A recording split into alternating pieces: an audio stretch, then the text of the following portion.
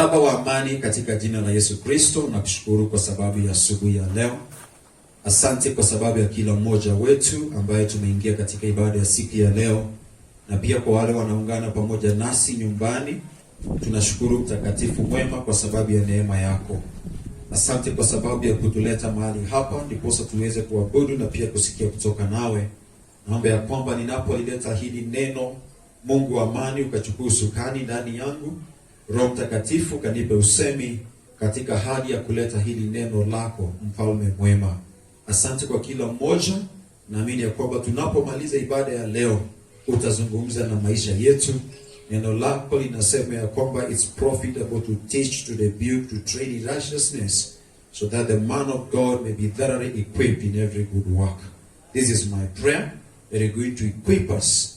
You will rebuke us, you will teach us, you will train us, so that we're going to be the likes of people that you want us to be. In Jesus' name we pray and we give thanks. Amen. Leo nataka kuzungumza kuhusu mambo 6 ama 7 ambayo Mungu hapendezwi nayo, ambayo inamchukiza Mungu. Bwana asifiwe sana.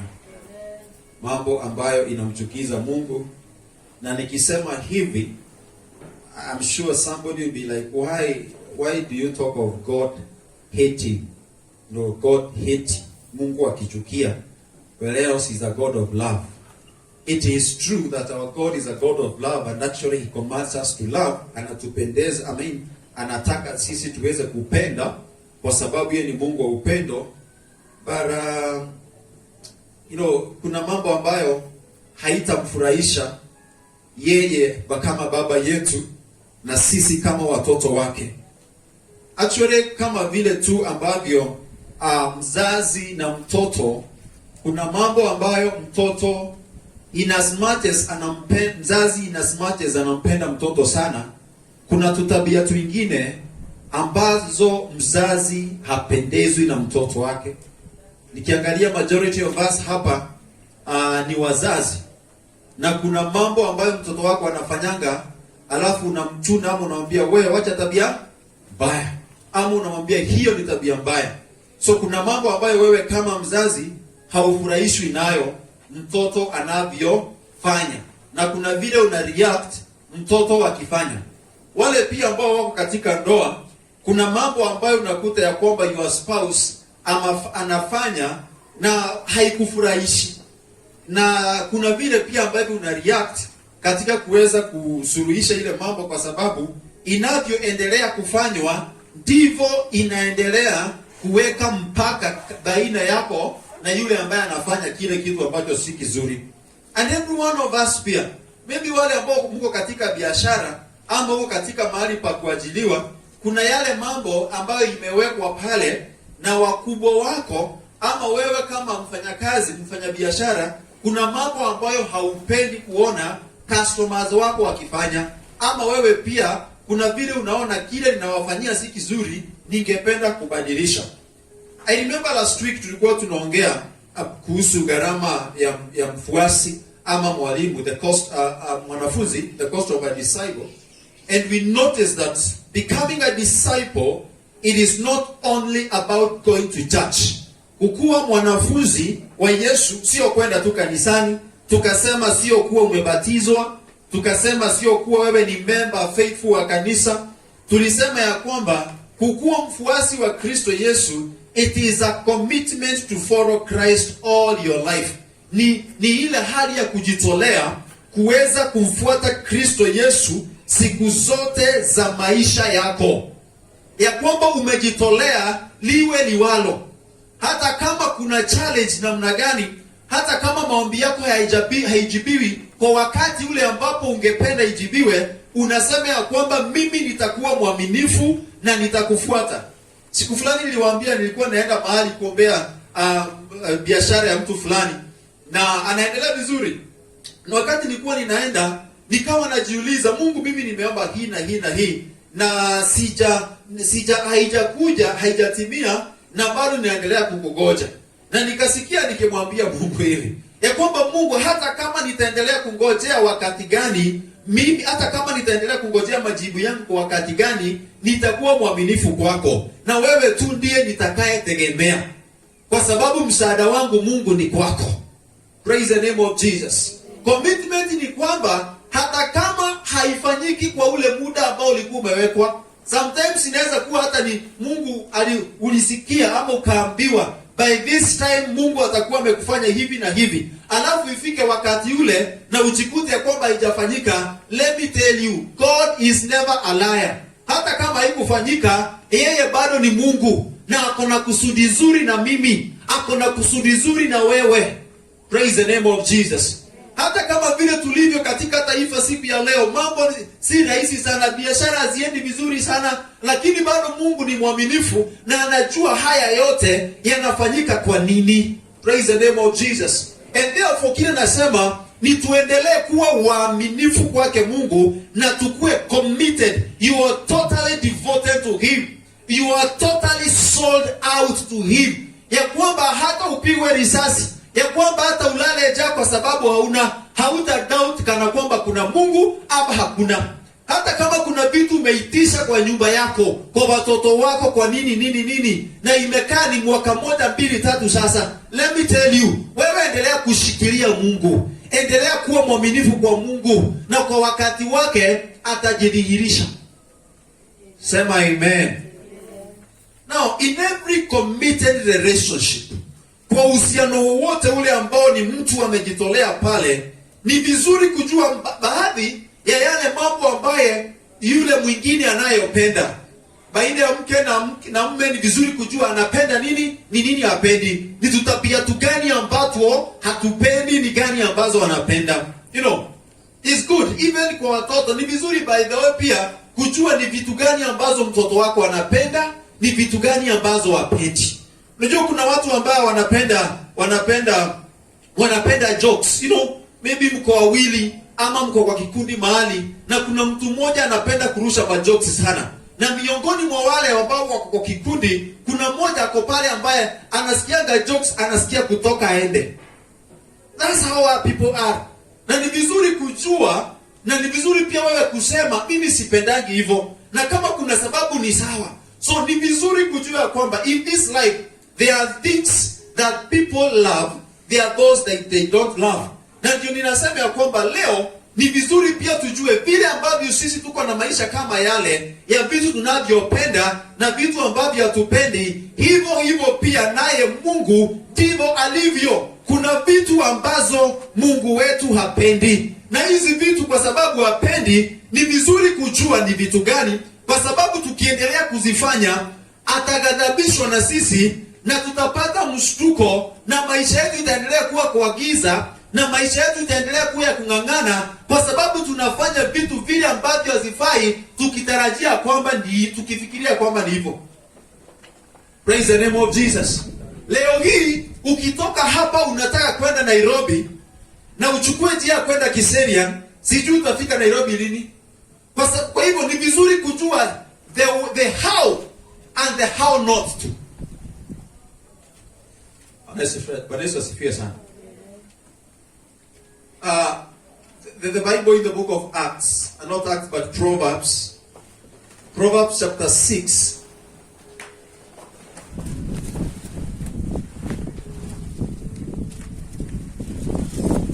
Proverbs chapter 6.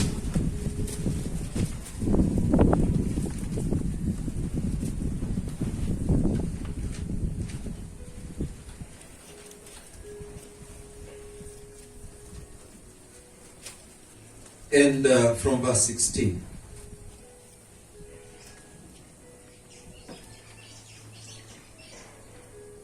Bwana asifiwe sana.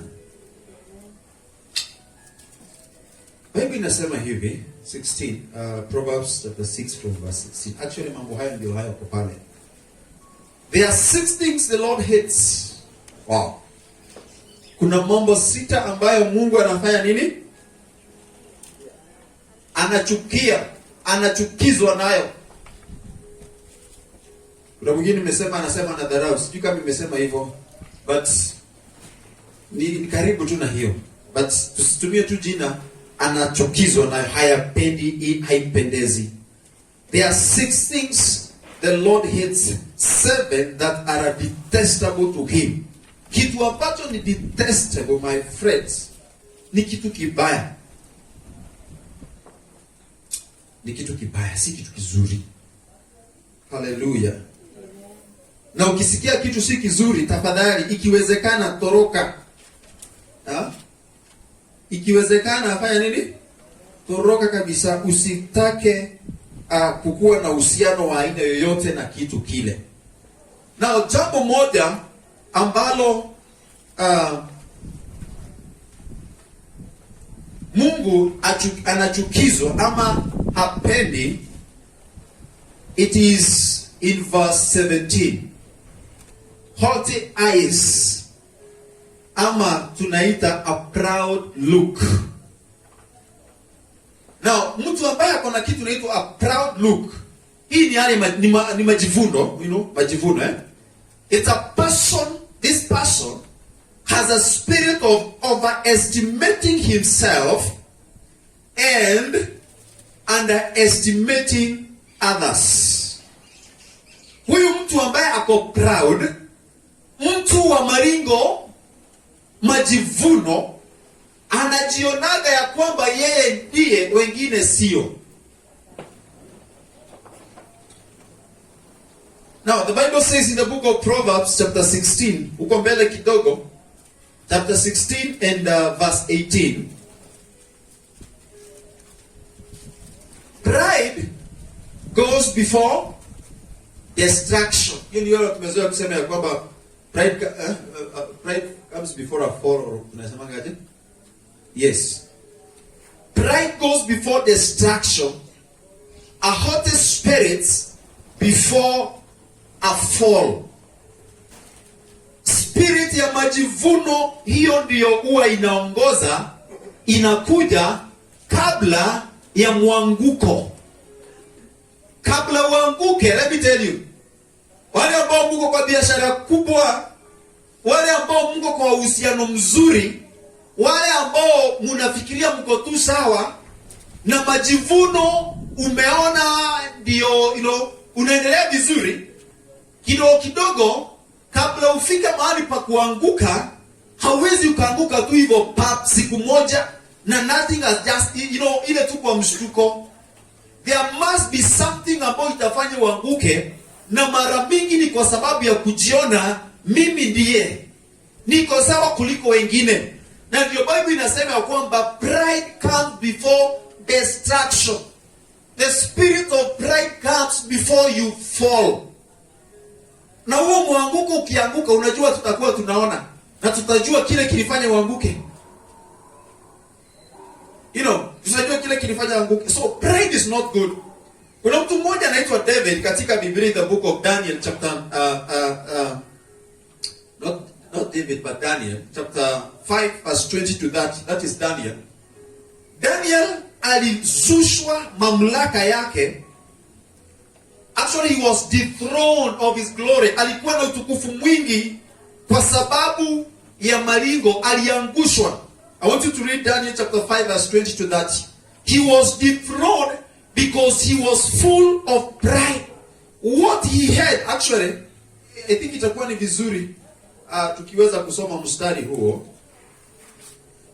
Daniel chapter 5.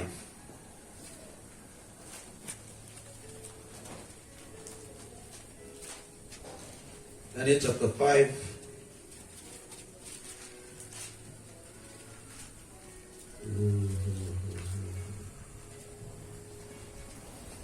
Daniel chapter 5 from verse 20. Baby inasema hivi. Sikiza vizuri. Now, but when his heart, that is Daniel, became arrogant and handed with pride, he was deposed from his royal throne and stripped of his glory. Wakati moyo wake ulijawa na majivuno na ukakuwa mgumu kwa sababu ya majivuno ndio hayo, alizushwa kutoka katika royal throne. Alizushwa chini, alitolewa mahali pale, and he was stripped of his glory.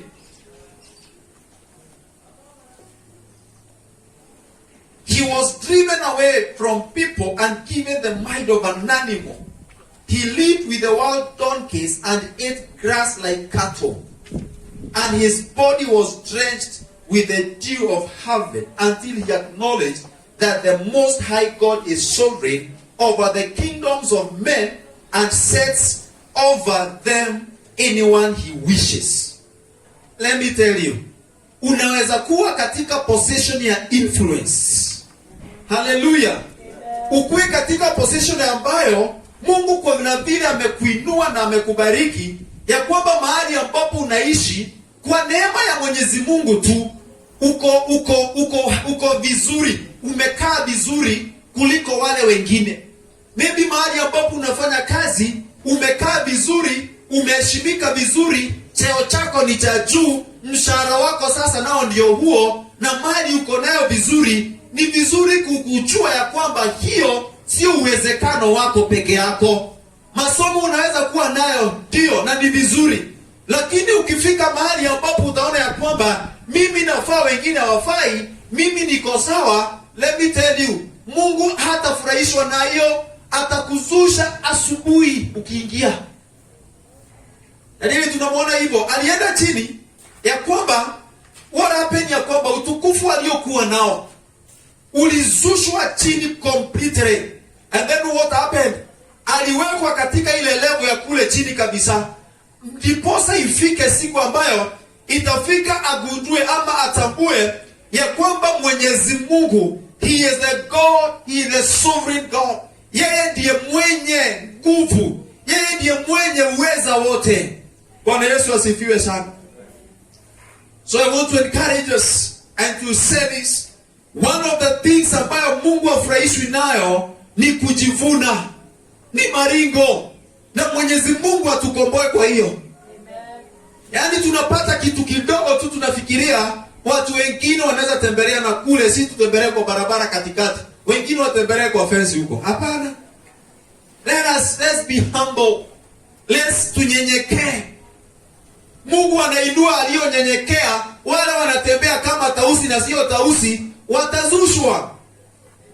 Praise the name of Jesus. Actually, some of the people nimekuja kujua hivi, wengine wetu, na Mungu atusaidie, tumekosa nafasi, tumekosa watu wa maana ndani ya maisha yetu kwa sababu ya majivuno tuliyojivuna nayo. Ulifikiria uko sawa, mwingine hayuko sawa. Some men so proud, some ladies so proud, some even delay to get married. I'm sorry to say this, kwa sababu anajua yule si type yangu.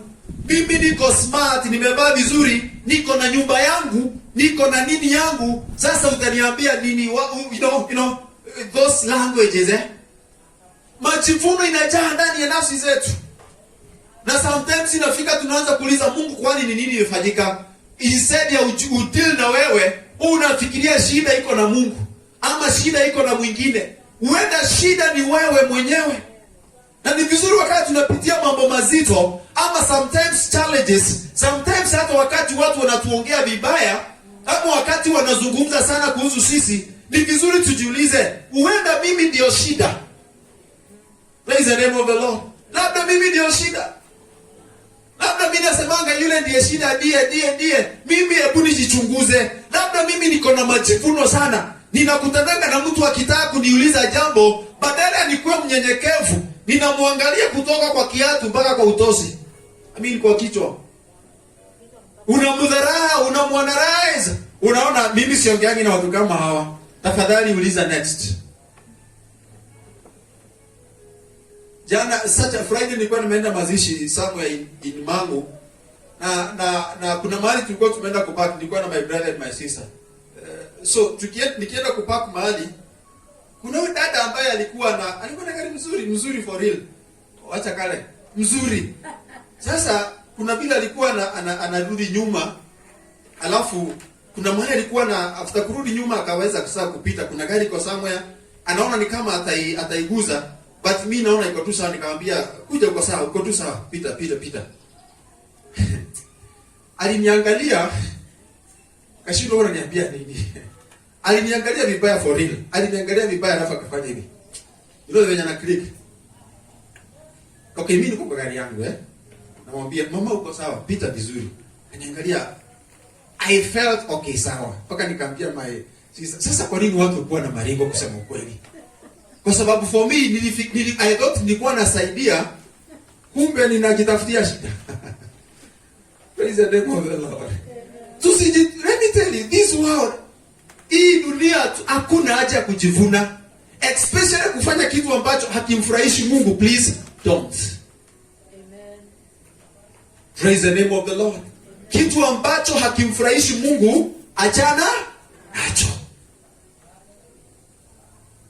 So stop. Hapa hii topic ni kali, but kama kuna and even those people that you know they are proud, maybe hawajui, let's talk to them nicely.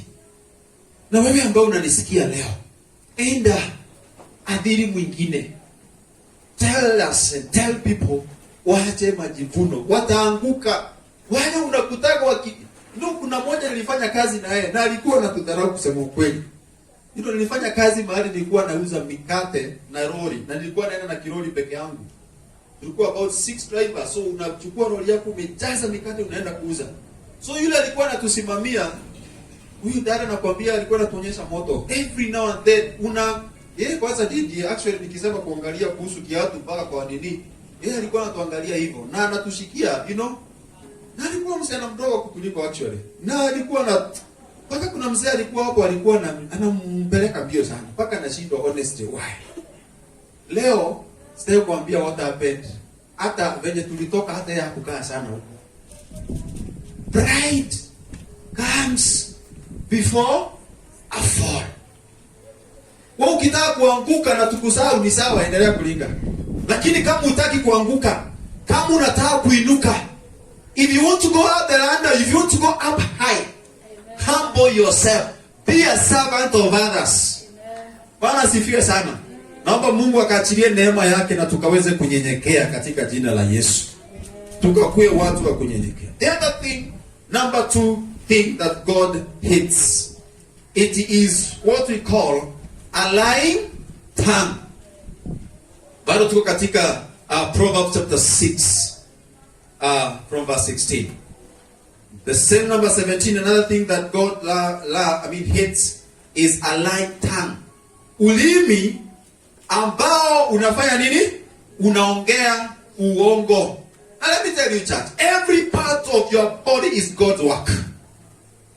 Sehemu yoyote katika mwili wako ni kazi yake Mungu, ni creation yake Mungu. Swali ni je, kwa nini utumie kile ambacho Mungu ameumba ama ametengeneza vibaya katika kunena uongo, ilhali yeye ndiye ametengeneza na hicho ambacho unafanya hakipendi? If you claim to love God, you should speak the truth. If you claim to love your spouse and your children and your friends, usidanganye, usiongee uongo kwao. And so it is with God. Sasa hapa najua wengi sana tumeanguka katika mtego wa uongo, kuongea, a lying tongue.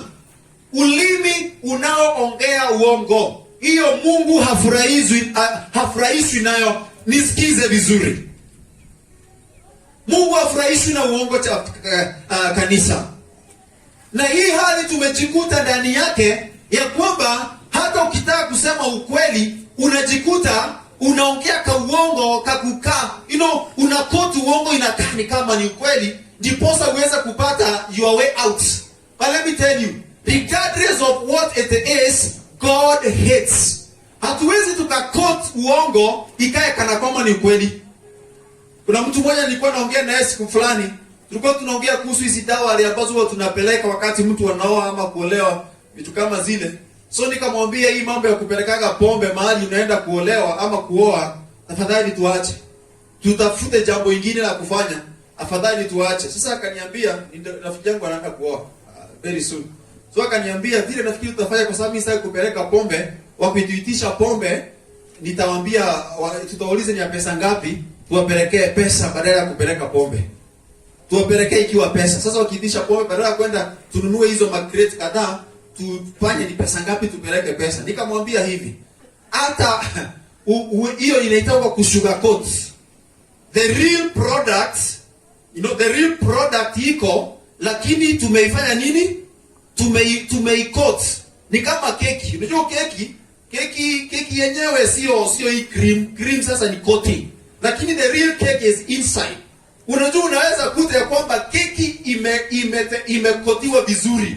Cream imekuwa very well decorated until uende ndani ulikuwa umeitisha fruit cake, unakuta different type of cake until you become offended. This is not what I wanted. Now some people are like they quote uongo ukae ni kana kwamba ni nini? Ni ukweli. So rafiki yangu nikamwambia, ukipeleka pesa in the equivalent of pombe, you've already done it. Ushapeleka. Huenda it may not be direct, lakini si umefanya equivalent value yake ukapeleka hiyo. So the same spirit itakufuata, tuzitafuatilia haki yake. Story for another day. Praise the name of the Lord. Now what I'm saying is this. Uongo. Mungu anachukizwa nayo. Na iko na repercussions zake. Praise the name of Jesus. Mungu anami katika kitabu cha Acts. Acts. The Bible says the book of Acts chapter 5. Now there was a man named Ananias together with his wife Sapphira.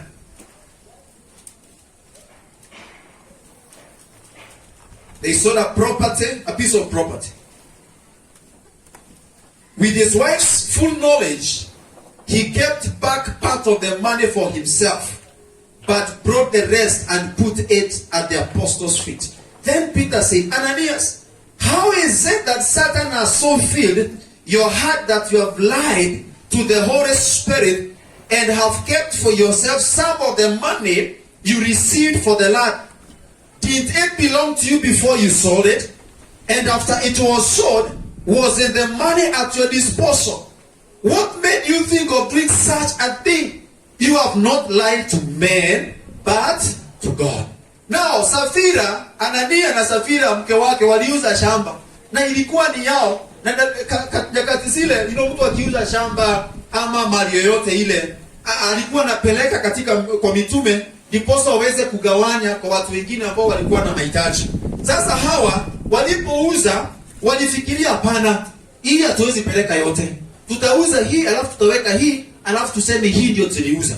Na wakafanya hivyo. Na wakapeleka kwa madhabahu ndiposa ipokelewe na mtumishi wa Mungu pale. Na sasa Anania wakati alificha alifikiria kwamba nobody will know. Na ndiposa anakuja hapa anadanganya. He made a lie. Actually he lied. And then that is why the Bible says, what made you think of doing such a thing? You have not lied to men, but to God. Haujadanganya mtu, umedanganya nani? Mwanadamu. When Ananias heard of this, he fell down and died. Anania alianguka na akafa. Mshahara wa dhambi ni nini kanisa? Ni mauti. So he died there because of just lying. Now, angesema ukweli, haingemgharimu chochote. Actually, ile mali ilikuwa ni yake. Hata ndiko naulizwa hapa. Ile mali si ilikuwa ni yako. Why did you have to lie? Praise the name of the Lord.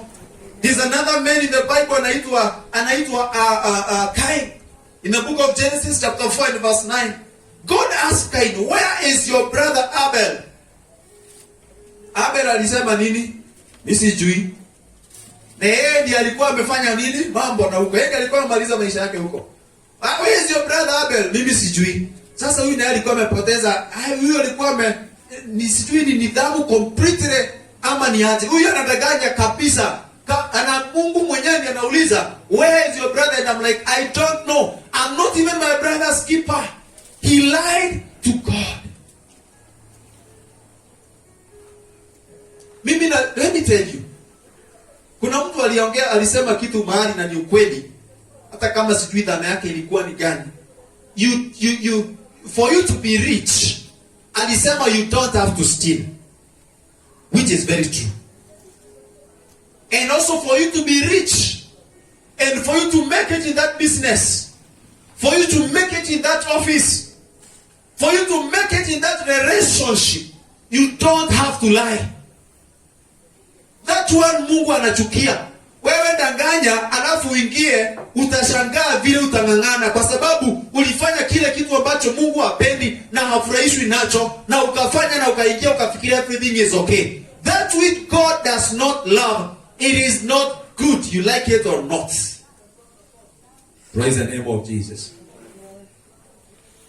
You know, lying makes the other so less and foolish in your eyes. Unapodanganya mtu, inakanga sasa yule umedanganya ni mdogo na anakaa mjinga mbele ya macho yako kwa sababu you think wewe unajua, wewe mwenye unasema uongo, unajua kile nasema si kweli, lakini ambaye umemwambia sababu ameamini, sasa kwako anakaa mjinga. Kwa sababu umemwambia kitu ambacho sio na amekubali. Lakini ujue makosa ama shida iko kwake. Hata kama anaweza kuwa ajui, unaweza danganya mtu na ajikute katika shida, lakini shida aliyoingia ndani yake, let me tell you, you are the cause, the root cause. So how many times do you lie and you think that you have escaped? Ni mara ngapi umepigiwa simu na literally umedanganya ukijua? And especially if you're in church and you claim to be a believer, naomba Mungu akusaidie. Na tunapotoka mahali hapa leo, hata sasa hivi mwambie Mungu nisamee. Sikujua kudanganya. Yes, nilijua si jambo nzuri, lakini sikujua haikupendezi. Praise the name of the Lord. Let me tell you, afadhali hiyo biashara ukose.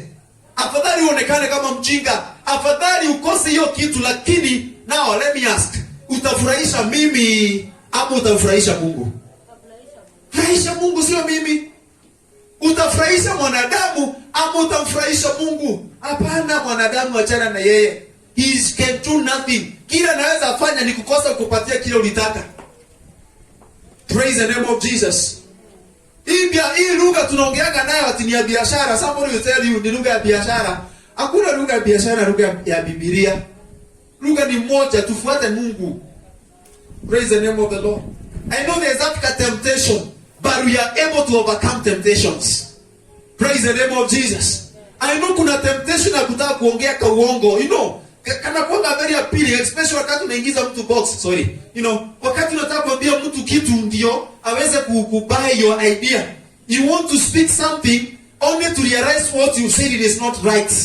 Let me tell you, let's ask the Spirit of God in us to quicken us. Mara mingi wakati tunataka kuongea uongo, tumwambie Roho Mtakatifu kwa, na ndio ni vizuri kuomba kila asubuhi. Na ndio tuko nafasi ya kukuja kwa nyumba ya Mungu kila asubuhi, kuamka hata kama ni kwako kila asubuhi na kucommit your ways to God. Commit your ways to Him and ask the Holy Spirit in your life every day, and He will lead you. Atakushawishi wakati unataka kusema uongo haitausema. Sasa wakati unataka kusema uongo and you have to say it, si unyamaze tu. You have not said. Neither have you not said. Haujasema na pia haujakosa kusema. So you better keep quiet. Ni watu wangapi umedanganya kwa simu? Ni watu wangapi umedanganya live? It is something ambayo Mungu hafurahishwi nayo. We are talking about things that God hates. Number 3. Hearts that shed innocent blood. Mikono ambayo inamwaga damu ambayo haina hatia.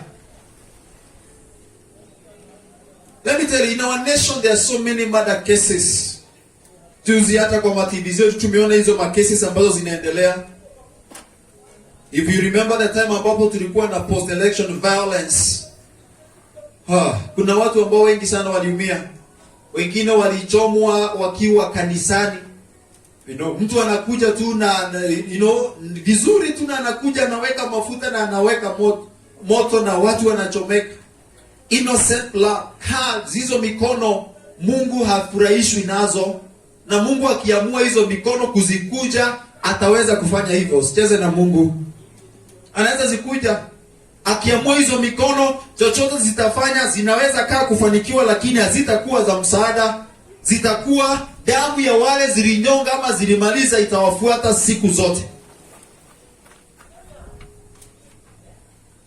There's no reason of shedding innocent blood, yet it cannot save you. Jesus' blood shedding on the cross was enough, since it washed away our sins. Praise the name of Jesus. So ni vizuri watu wa Mungu tuombe sana. Wenda hujahusika katika mikono hizo zako literally kuua ama kumwaga damu ya mtu, lakini vizuri kuweza pia kusimama katika mwanya na kuombea taifa letu, amani ya Mungu katika taifa letu, kwa sababu wale ambao wanakuwa na hiyo roho, mioyo ya kutengeneza ama kufanya maovu ya kuua wengine, wanapofanya vituko wanazofanya, of course inaweza waadhiri, na hata sisi kwa njia moja ama nyingine tunaweza jikuta tumeadhirika. Labda unaweza kuta anaye aliye karibu sana na wewe anakuwa mhusika katika mambo yale. Let's pray that God is going to help us and people to understand it is wrong, it is evil, it is demonic to shed innocent blood. Praise the name of Jesus. Tunaongea kuhusu mambo ambayo inachukiza Mungu. Number four thing that God hates. It is a heart that devises wicked schemes or wicked plans. Moyo ambao unafanya ama kupanga maovu. Wewe kama ni mtu ambaye unakanga kwa nyumba, mnapanga vile mtaenda kuangamiza mtu. Wewe unakaa, mnapanga vile mtaenda kupora biashara ya mtu. Mnaenda kupanga vile mtaharibu boma ya mtu. Wewe unaenda kuingilia boma ama doa ya wawili ambao wamependana. Unakaa vile ambavyo utajua ama unafikiria vile ambavyo utaweza kuiharibu. Wewe ni mmoja wa mioyo ambayo Mungu hapendi na anachukizwa nayo. I don't know what is the condition of your heart this morning. Bwana Yesu asifiwe sana. Actually, thank God ya kwamba we cannot see, moyo wa mwanadamu. Huwezi ukaona moyo wangu ninavyowaza ama ninavyopanga mambo. But if God was to open our hearts and see how people think and plan about us in our hearts, tunaweza shangaa sana. We realize that even in church there are some people who will plan for your downfall without your knowledge. When you anapoona biashara yako ikienda vizuri ama ndoa yako ikienda vizuri, they are not excited about that. They are not happy about it. Praise the name of Jesus. I don't know what kind of thoughts occupy your hearts. I don't know what kind of thoughts occupy your mind. But know this. One of the things ambayo Mungu hapendezwi nayo ama anachukia, that's a very good one and a heavy one. The things that God hates, number 4 is that He hates a heart, moyo. A moyo ambao unapanga maovu. There are so many people who go and sit in the name of taking coffee. Wanakunywa chai ama hapo lunch. Na wanapoketi pale wana scrutinize mtu mmoja. Wanamdissect, wanamkata na katikati. Wanaanza kugawagawa hivi waweze kumaliza. But may we hide ourselves under the blood of Jesus. May we hide ourselves under the umbrella of our Lord Jesus.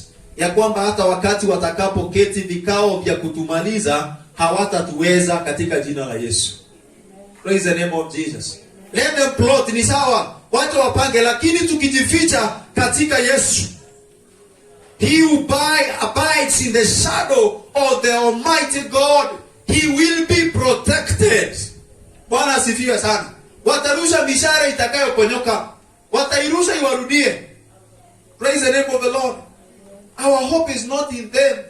Our life is not in them. It is in our Lord Jesus. It is in God. Praise the name of Jesus. Number Number five thing that the Lord hates is the feet that are quick to rush into evil. Miguu ambayo iko na haraka sana ya kukimbia kutenda uovu. Wewe unaamka asubuhi, badala ya kwenda ama kushughulika na vitu za kwako, wewe unaamkaga unaenda kwa jirani kuongea jirani mwenzako. Uko katika biashara yako, badala ufanye shughuli zilizokupeleka kwa biashara yako, ni wewe utoke hapo ama kazini kwako unaenda to the next neighbor, and you are not going for a testimony, you are not going to encourage each other. Mnaenda kuongea wengine ama kupanga vitu viovu, vitu ambazo ni chukizo, vitu ambazo si za kuleta maendeleo yoyote. Actually, God has given us our feet, and our feet should be used to take the good news, not to do evil. Miguu zetu zinafaa kuwa ni za kupeleka habari njema. So hizo miguu ambazo unatoa unapeleka mahali fulani, na the discussion ambayo unaenda kudiscuss mtu ama unaenda kupanga vitu viovu, let me tell you, God is not happy about that. Number 6, in the interest of time, number 6, a false witness. Number 6 thing that the Lord hates, it is a false witness. Huyu ni yule ambaye anatoa ushahidi, mshahidi wa uongo. A false witness. Let me tell you, and it's so unfortunate. Today we have so many people in our prisons, the Kenyan prisons, ambao wanaozea kule kwa sababu ya false witnesses. Yaani mtu aliitwa akuje atoe ushahidi kwa sababu ya mtu fulani akasema uongo, na hakimu akakubali na akasema ndani miaka 10. Si tulisikia juzi this lady ambaye aliconfess, I think the case is still going on, alisema ya kwamba yeye aliambiwa aende aongee uongo kuhusu baba yake, na akaenda na akafanya hivyo. Baba yake akawekwa ndani, sijui ni alikuwa amewekwa milele ama ni miaka ngapi, na alikuwa amekaa ndani for almost 10 years or so, only for the daughter to come and say, mimi niliambiwa niseme hivyo, haikuwa ukweli. Mtu amewaste 10 good years kwa sababu ya uongo uliosemwa. And that is just one. There are many others.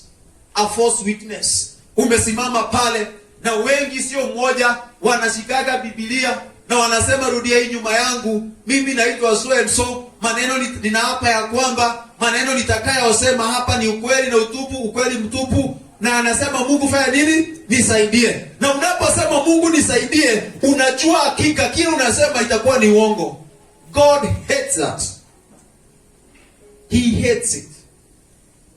Kuna wajane leo, kuna watu wamekuwa wajane kwa sababu sasa kama mzee amefungiwa milele, sina hope za kuwahi muona. Sasa tu inakuwa ni kama mimi sina mume, wengine ni kama mimi sina mke, wengine ni mimi sina baba, mimi ni yatima, sina baba. Alifungiwa miaka. Kwa sababu gani? Mtu alitoa a false witness. There are many dreams today that have been shattered by people who have spoken against or have brought false witnesses. Kwa sababu hauna hakimu wa kukutetea, unajikuta umeingia ndani. But let me tell you, church, one of the gifts ambao kanisa tulipewa na Yesu alipokuwa anaenda, he said, I'm not going to leave you like orphans. Sitawaacha kama mayatima, nitawaachia msaidizi, nitawaachia hakimu ambaye ni Roho Mtakatifu. He will fight it for you. Bwana asifiwe sana. Atakuwa mtetezi wenu. Na ndio sababu kila siku tunaomba, Roho Mtakatifu nisaidie, njoo ndani ya maisha yangu, nitetee. Wale ambao ni wanyonge, mtetezi wao ni Roho Mtakatifu. Na sitamani huyu Roho Mtakatifu kila siku ya maisha yako, na atakutetea mahali ambapo hauna hakimu. Praise the name of Jesus. That is when you realize, by the way, even these lawyers to pay is not easy. It's money, and not everyone will get. So ukikosa hiyo pesa, wewe utaenda uongo yongwe na utaingia ndani. Mungu atusaidie. May God help us. Praise the name of Jesus. May God help us. So, afadhali usiwahi ongea, afadhali unyamaze, lakini usiwahi ongea. kinyume ama uongo kama shahidi mahali popote pale. Mungu apendi, anachukizwa, he hates. Kuna mtu, look at me. Kuna mtu amwaye kuangalia hivi kwa macho ama ukasikia akisema I hate you. I hate what you're doing. I hate that. Let me tell you, kuna statement msito kama hiyo. I hate you. Mungu naye anasema hiyo, I hate. Ya mwisho. He who sows discord among his brethren, anayeleta migawanyiko. Ni watu wangapi umegawanya kanisani? Ni watu wangapi umegawanya nyumbani kwenu? He who sows discord among his brethren. Niongea siku fulani na ndugu fulani akaniambia kuhusu mtu fulani. Akaniambia huyo akiingia mahali, anachanga amekorofisha na kila mtu na anasonga mbele. Mnaingia kwa mkutano mahali, ata make sure amewagonga vichwa na amesonga mbele, mtu moyo hapo tena. Na ameacha amechafua complete.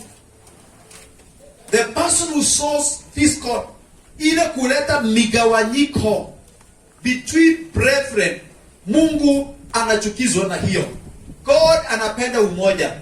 Sasa wewe unayeleta mgawanyiko, Mungu apendezwi nawe.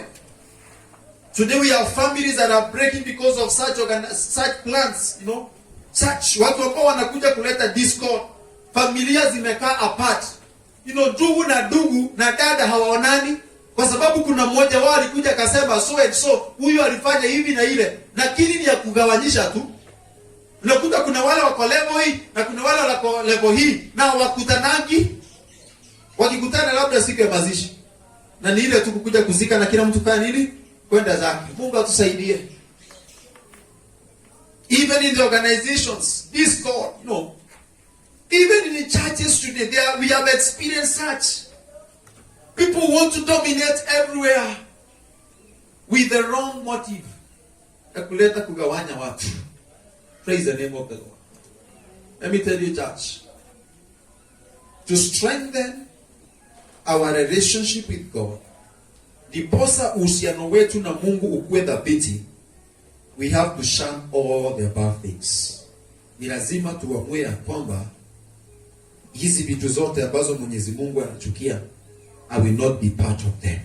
Bwana asifiwe sana. Sitakuwa kuleta migawanyiko. Sitakuwa shahidi wa uongo.